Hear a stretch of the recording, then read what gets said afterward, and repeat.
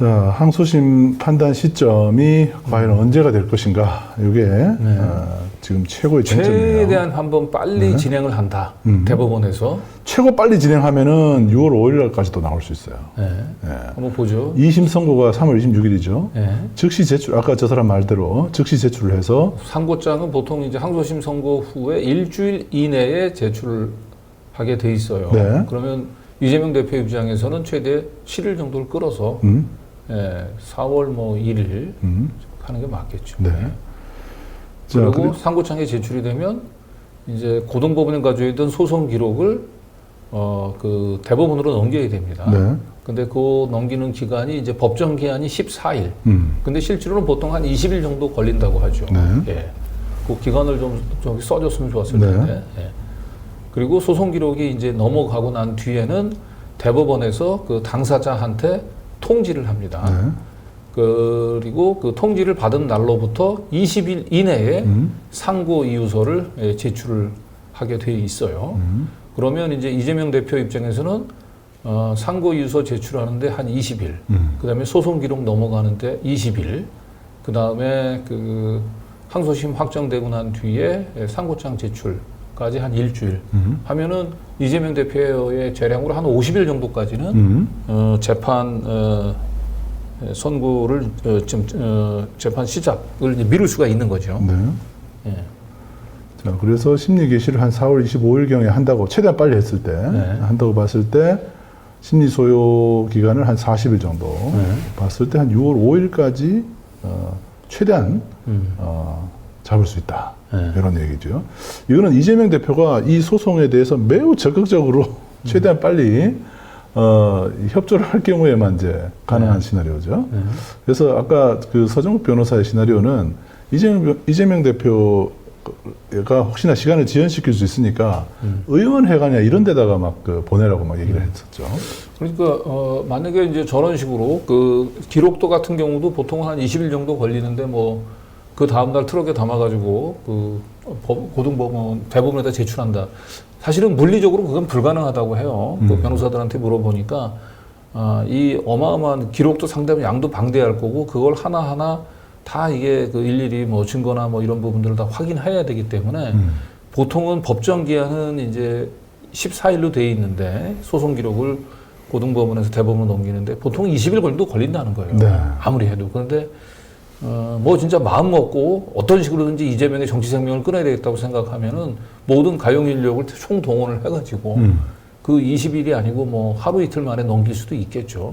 만약에 그런 움직임을 보인다고 얘기한다면 그건 이제 누군가가 단추를 누른 거죠. 네. 이재명을 죽이자. 사법부가 다 내란에 가담을 하는 겁니다. 네.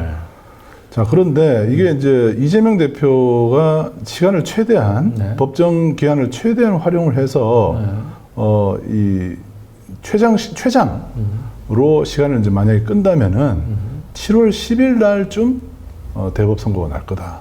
이런 예측이 나왔죠. 네. 그러니까 여기서 최대한 시간을 끈다는 얘기는 상고장도 이제 일주일, 그죠? 그 항소심 선고되고 난 뒤에 7일 이내에 제출하게 됐으니까 7일째 4월 2일 날 하고, 그리고 그 법원으로부터 이제 그 소송 기록을 이제 송부하고 통지를 받으면 상고 기록 접수 통지를 이제 받은 다음에 20일 이내에 상고장을 제출하고 있잖아요. 그 20일을 꽉 채워서 제출을 하고, 그리고 이제 법원에서 그 이 상고 기록 접수를 통지를 할 때 이걸 바로 그냥 통지를 받는 게 아니고 최대한 지연을 시키는 거죠. 네. 예.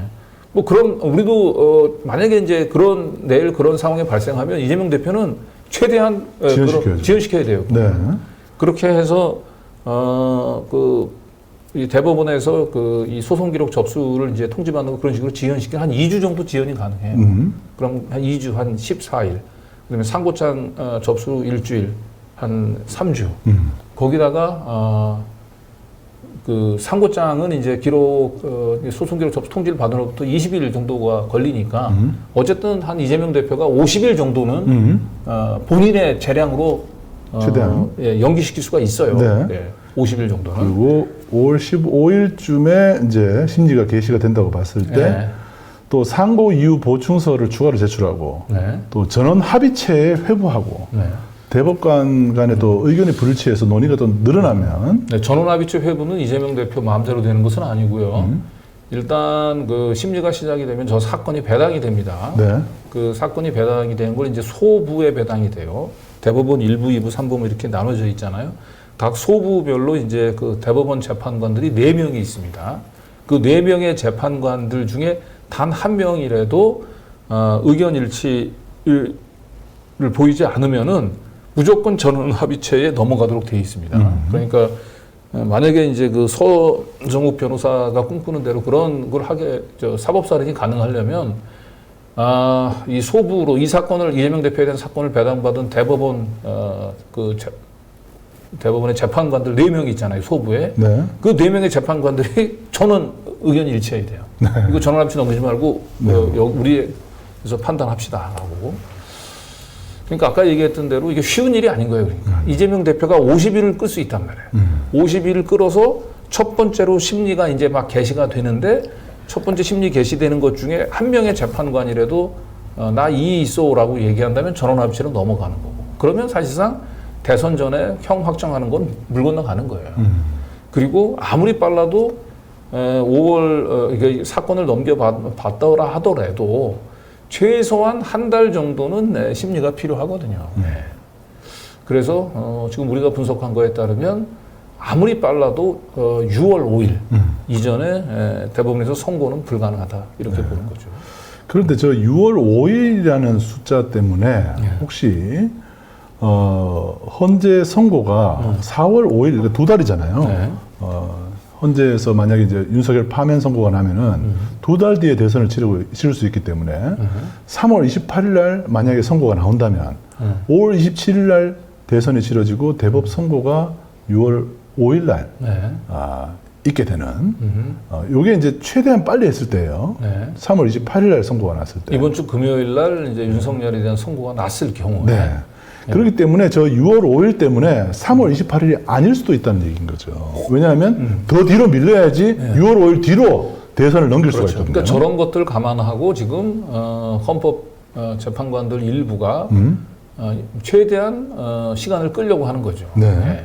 최고 빨리 했을 때 6월 5일이기 때문에 6월 5일보다 더 헌재 선고를 늦게 해서 대선 날짜를 6월 5일 뒤로 미루려는 것이 지금 헌재의 이 지연 전략의 이유가 아닌가 그렇게 의심을 하고 있습니다. 그래서 이게 이제 최장 지연이 되는 거는 마냥 또 지연시킬 수는 없으니까 4월 18일이 문형배 이미선 재판관의 임기가 만료되는 시점입니다. 그래서 최소한 볼 때 4월 17일 그 하루 전에 4월 17일 날은 선고를 해야 되는 거예요. 최장 들더라도. 문형배 이미선 본인들이 그 퇴임하기 전에도 그 전까지도 이 선고를 지연시킨다고 얘기한다면 결심해야 되는 거예요. 그때는. 그거는 혁명입니다. 예. 네. 그러니까 아무리 또 그 지연 작전을 쓰더라도 문형배 이미선 두 사람이 이제 그 임기가 만료되기 전에는 선고를 해야 되고 그렇게 보면 데드라인이 4월 17일이라는 거죠. 선고 지연의 데드라인이 4월 17일. 자, 그런데 4월 17일 날 헌재 선고가 나온다면 6월 16일에 대선이 치러집니다. 그러면은 대법 선고는 최장 늘어질 때 7월 10일이라고 그랬잖아요. 그러면 최단으로 당긴다고 했을 때 6월 5일과 6월 16일 사이에 갭이 발생합니다. 근데 저 6월 5일은 아까 얘기했던 대로 이재명 대표가 그 소송에 적극적으로 그 협조할 때 경우에만 상고장도 일주일 이내에 내게 되는데 바로 제출한다든지 아니면 뭐 한 20일 안에 그 상고 유서를 내야 되는 것을 뭐 20일 꽉 채워서 낸다든지 이러면 이재명 대표가 재량으로 연기할 수 있는 기간이 7월 10일이라는 거죠.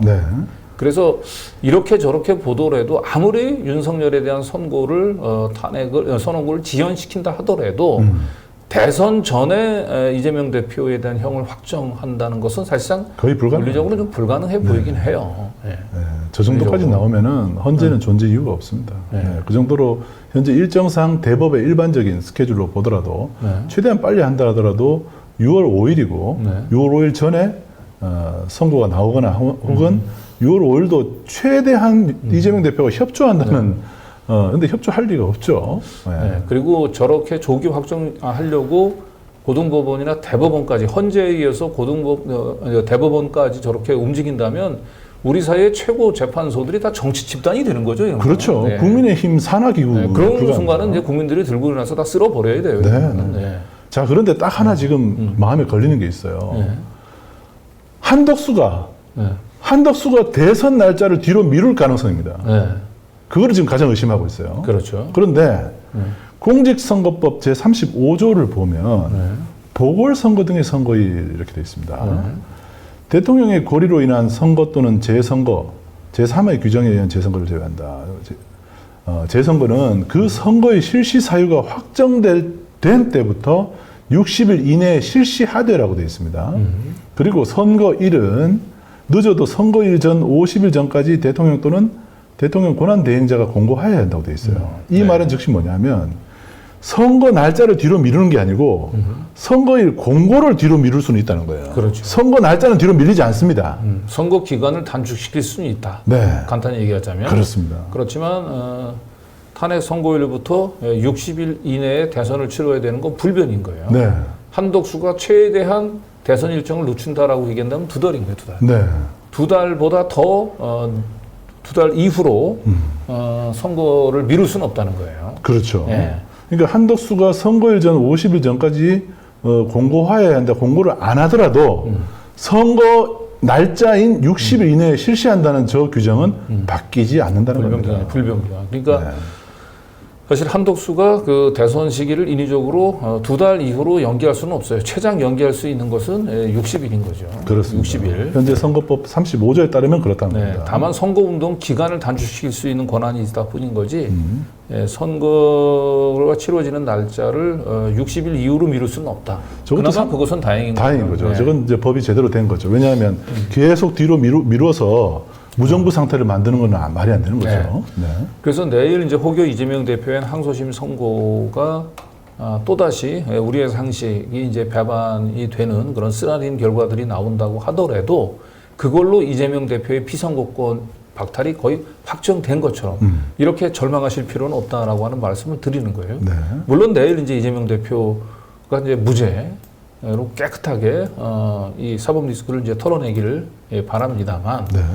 그럼에도 우리가 최악의 경우를 가정한다 하더라도 저들의 시나리오대로 되지는 않을 것이다라고 하는 점을 물론 이제 엄청난 이제 여론전을 해대면서 이제 그 이재명 대표에 대한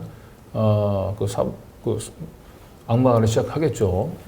그러면서 이재명 대표에 대한 이제 중도층 확장이라든지 이제 이런 부분들에 대해서 제동을 거는 이제 엄청난 여론몰이를 하긴 할 테지만 물리적으로 대선 전에 이재명 대표의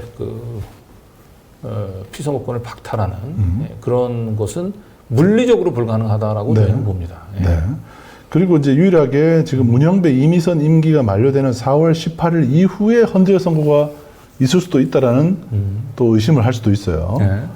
근데 이쯤 되면 헌재는 있을 필요가 없죠. 없죠, 저는. 네. 헌재는 더 이상 있을 필요가 없습니다. 이때부터는 뭐 변호사가 저희한테 얘기해 준 것처럼 다음 주까지는 진짜 기다려 봐. 우리가 진짜 인내하고 기다릴 수 있지만 다음 주가 넘어가면은 다음 주에도 안 한다. 이건 뭐 고의적으로 정치 목적을 가지고 지연시키는 겁니다. 거로 봐야 되는 거예요. 그러면 바로 그 순간부터 전 국민들이 다 우리는 헌재로 진격해 가야 됩니다. 네, 헌재를 없애야 됩니다. 네, 헌재를 없애야 돼요. 헌재가 그럴 리는 없다고 저희들이 이제 이 방송에서는 분명히 밝힙니다. 그러나 많은 시민들이 헌재가 무슨 짓을 왜냐하면 헌재도 내란에 가담했을 가능성에 대해서 지금 매우 의심하고 있기 때문에 저희 아마 댓글에서도 그런 의심들을 많이 하는 것 같습니다. 저희는 아무리 늦어도 4월 17일 이후로 미룰 수는 없다고 봅니다.